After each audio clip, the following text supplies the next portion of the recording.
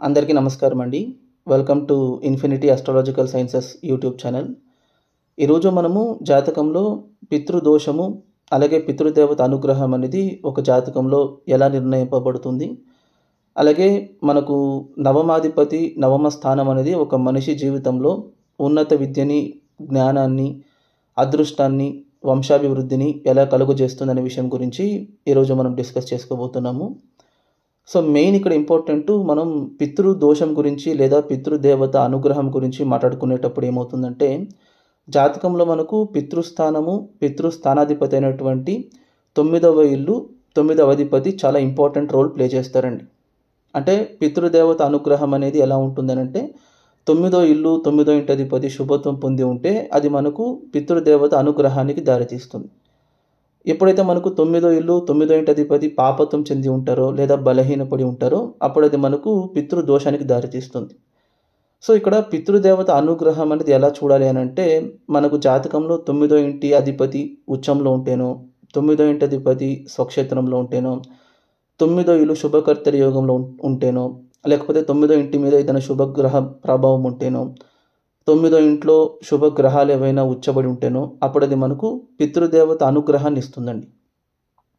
Simultaneously 9వ ఇంట్లో మనకు పాపగ్రహాలు ఉంటేనో, 9వ ఇంటి అధిపతి బలహీన పడితేనో, లేదా 9వ ఇల్లు పాపకర్తరి యోగంలో ఉంటేనో, లేకపోతే 9వ ఇంట్లో ఏదైనా ఒక పాపగ్రహం నీచబడితేనో అలాంటప్పుడు అది మనకు పితృదోషానికి దారితీస్తుంది.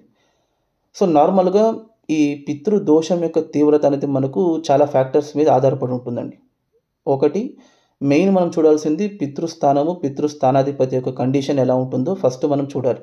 అంటే పితృస్థానాధిపతి బలహీనపడి పితృస్థానంలో కూడా ఏదైనా పాపగ్రహాలు ఉండి పితృస్థానం పాపత్వం చెంది ఉంటే అది కొంచెం తీవ్రమైన పితృదోషం. దీనికి తోడు మనకు జాతకంలో పితృకారకుడైనటువంటి సూర్యుడి యొక్క కండిషన్ని కూడా మనం చూడాలి. అంటే ఫర్ ఎగ్జాంపుల్ ఇప్పుడు 9వ ఇల్లు, 9వ ఇంటి అధిపతి బలహీనపడి సూర్యుడు బలంగా ఉన్నారనుకోండి. ఫర్ ఎగ్జాంపుల్ ఇప్పుడు మనం మీన లగ్నం తీసుకుందాం. మీన లగ్నానికి 9వ ఇంటి అధిపతి కుజుడు అవుతారు. ఫర్ ఎగ్జాంపుల్ ఇప్పుడు కుజుడు మీన లగ్నానికి కర్కాటకంలో నీచబడి నీచభంగం జరగకుండా పర్ఫెక్ట్గా నీచంలో ఉన్నారనుకోండి, అది పితృదోషం మనకు. కానీ అదే మీన లగ్నానికి కుజుడు కర్కాటకంలో నీచబడ్డా కూడా సూర్యుడు స్వక్షేత్రంలో ఉన్నారనుకోండి, లేదా సూర్యుడు మేషంలో ఉచ్చక్షేత్రంలో ఉన్నారనుకోండి, అప్పుడు పితృస్థానాధిపతి నీచబడ్డా కూడా ఆ వచ్చేటటువంటి పితృదోషాన్ని ఉచ్చబడ్డ సూర్యుడు లేదా స్వక్షేత్రబడ్డ సూర్యుడు కొంచెం కాంపెన్సేట్ చేస్తారండి. అంటే పితృదోషం యొక్క తీవ్రతకి పితృకారకుడి యొక్క స్ట్రెంగ్త్ అనేది కాంపెన్సేటింగ్ ఫ్యాక్టర్గా మనం ఇక్కడ గుర్తించాలి. పితృదోషం అనేది మనకి ఇంకా పెరుగుతుందా తగ్గుతుందా అనేది సూర్యుడి యొక్క కండిషన్ మీద ఆధారపడి ఉంటుంది. ఇదే జాతకంలో మనకు పితృస్థానము, పితృస్థానాధిపతి బలపడి సూర్యుడు నీచబడితేనో లేదా సూర్యుడు పాపత్వం చెందితేనో అప్పుడు కూడా అది మనకు పితృదోషానికి దారితీస్తుంది. మరీ ఇంపార్టెంట్గా చాలా జాతకాల్లో మనకు పితృదోషం ఎలా ఏర్పడుతుందంటే, సూర్యుడు గ్రహణంలో ఇన్వాల్వ్ అయి ఉండేటప్పుడు ఏర్పడుతుందండి. అంటే సూర్యుడు రాహుతో పాటు కానీ కేతువుతో పాటు కానీ చాలా క్లోజ్ కంజంక్షన్లో ఉండేటప్పుడు కూడా అది మనకు పితృదోషానికి దారితీస్తుంది.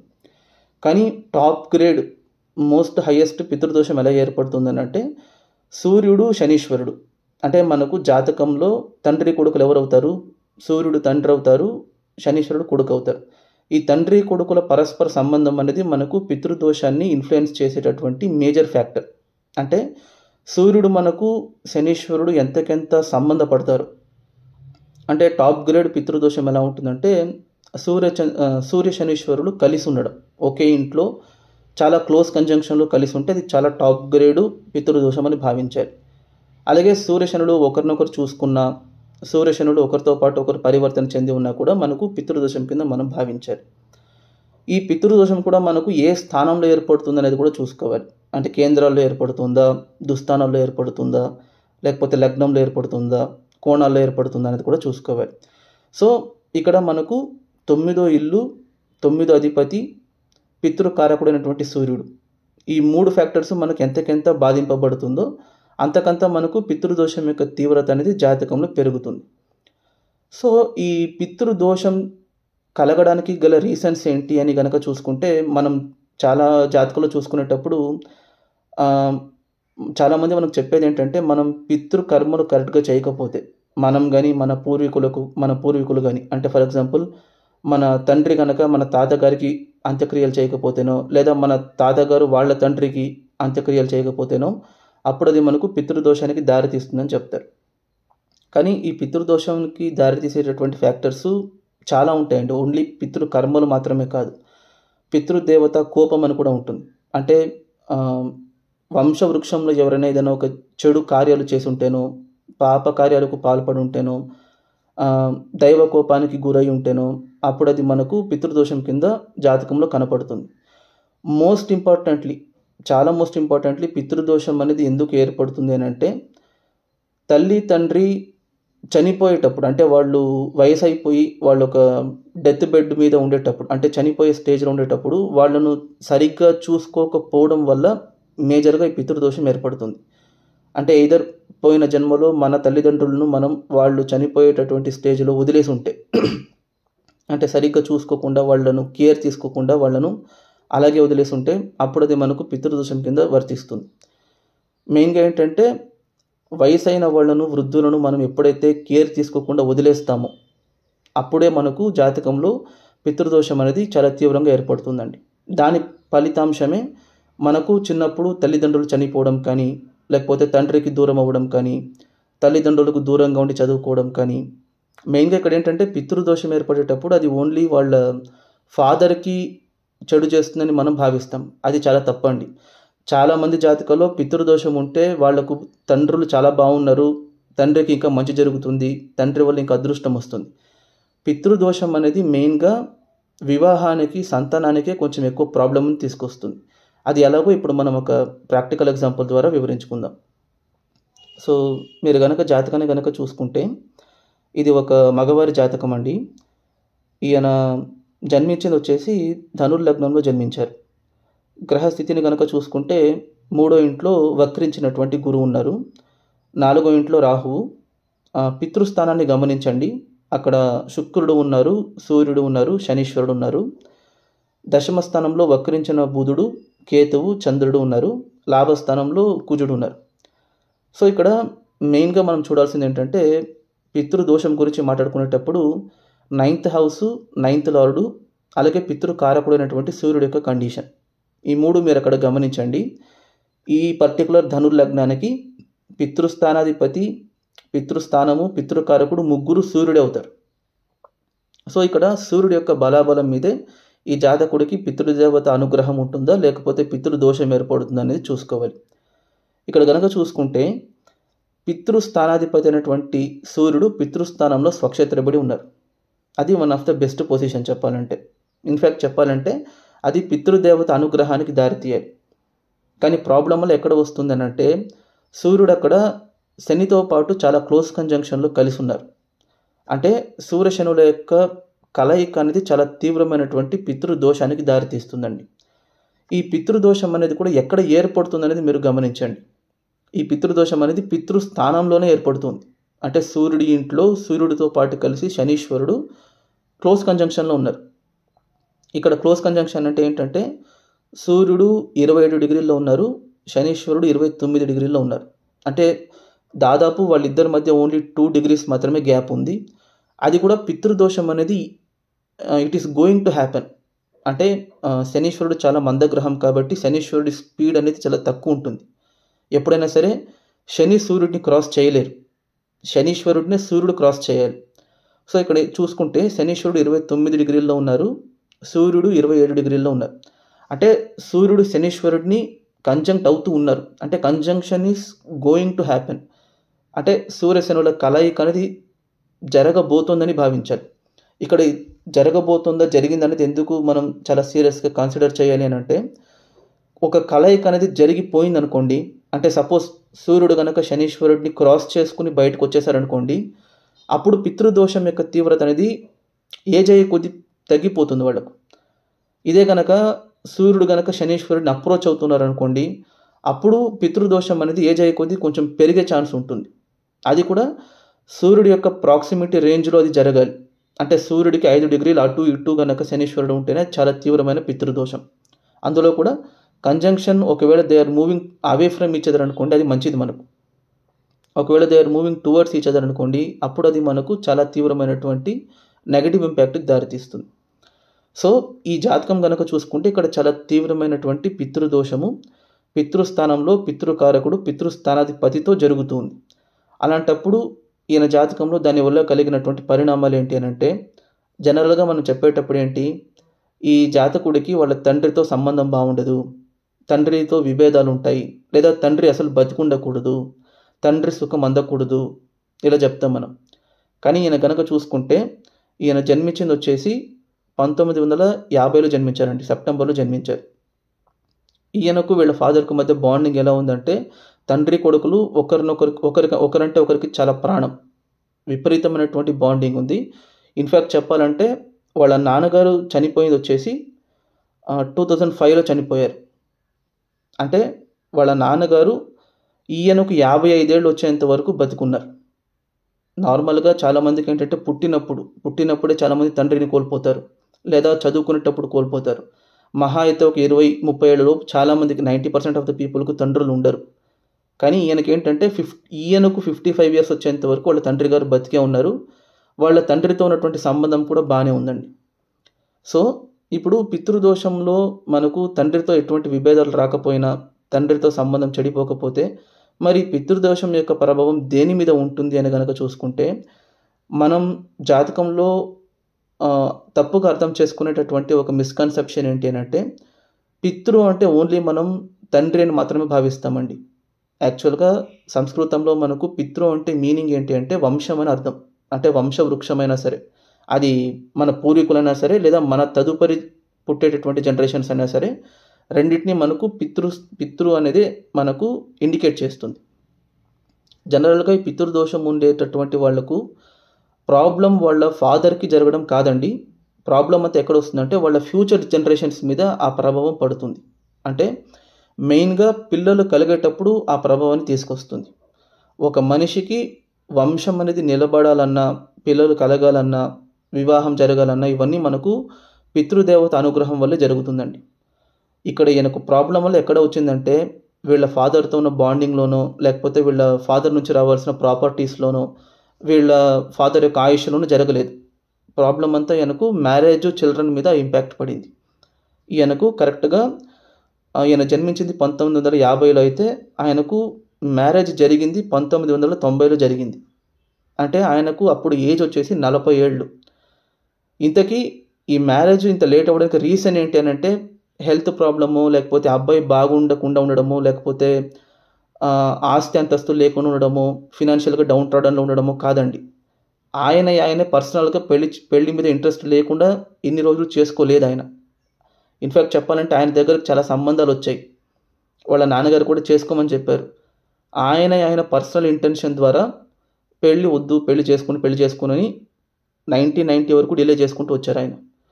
అంటే ఆయనకు 40 ఇయర్స్ వచ్చిన తర్వాత వాళ్ళ నాన్నగారు కొంచెం ఫోర్స్ చేసి, చనిపోయే ముందు నువ్వు పెళ్లి చేసుకోవడం చూడాలని చెప్పి ఫోర్స్ చేసేటప్పుడు ఆయన చేసుకున్నారు పెళ్లి చేసుకున్న తర్వాత కూడా పిల్లలు ఈయనకు కలిగారనంటే పిల్లలు కలగలేదు ఈయనకు.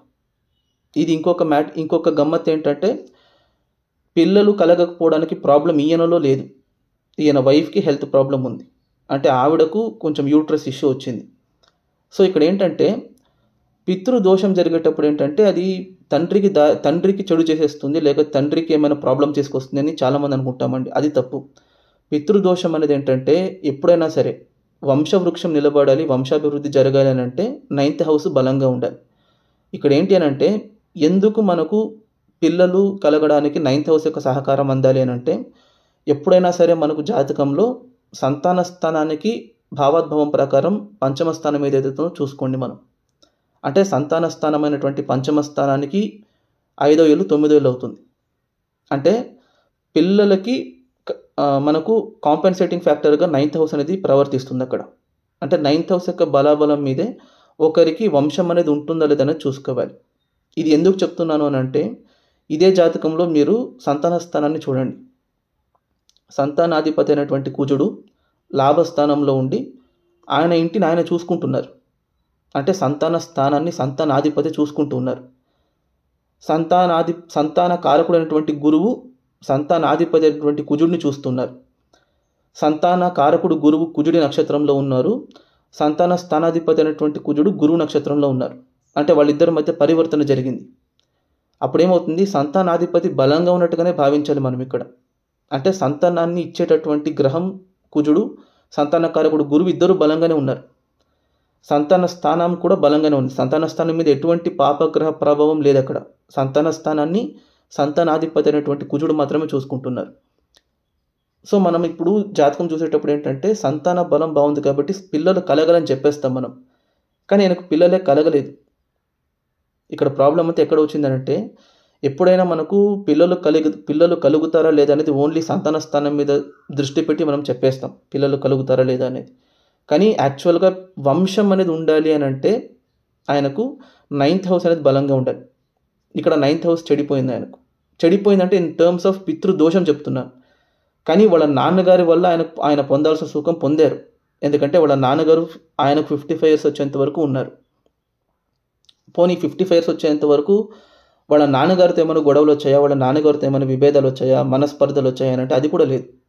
తండ్రి కొడుకు అంటే ఒకరికొకరు ప్రాణంలా ఉండేవారు.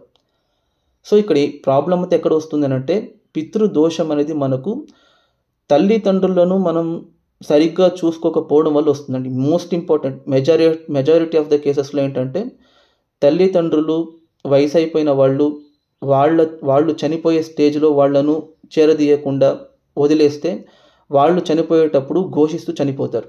అంటే ఒక కేర్ అనేది అందకుండా వాళ్ళ ఆత్మ అనేది అక్కడ ఘోషిస్తూ చనిపోయేటప్పుడే ఆ నెగటివ్ ఇంపాక్ట్ మనకు పితృదోషం రూపంలో నెక్స్ట్ జన్మలో వస్తుంది. ఈ జన్మలో కాదు.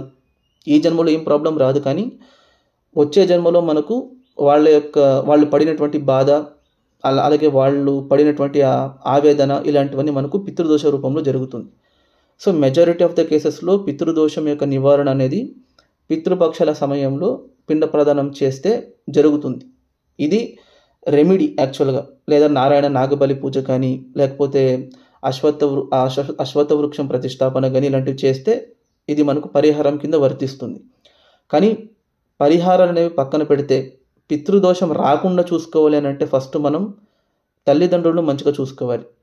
ఒకవేళ తల్లిదండ్రులు లేకపోయినా కూడా వయసు అయిపోయిన వాళ్లకు, అంటే ముసలి వాళ్లకు కానీ, మెయిన్గా మంచాన పడిపోయినటువంటి వ్యక్తులు, అంటే తల్లిదండ్రులైనా సరే లేకపోతే సంబంధం లేనటువంటి వాళ్ళైనా సరే, మంచాన పడిపోయినటువంటి స్టేజ్లో ఉంటారు చూడండి. అంటే స్నానం చేయలేక ఉండేవాళ్ళు, బాత్రూమ్కి కూడా వెళ్ళలేని వాళ్ళు, అలాంటి వాళ్లకు సేవ చేయాలి.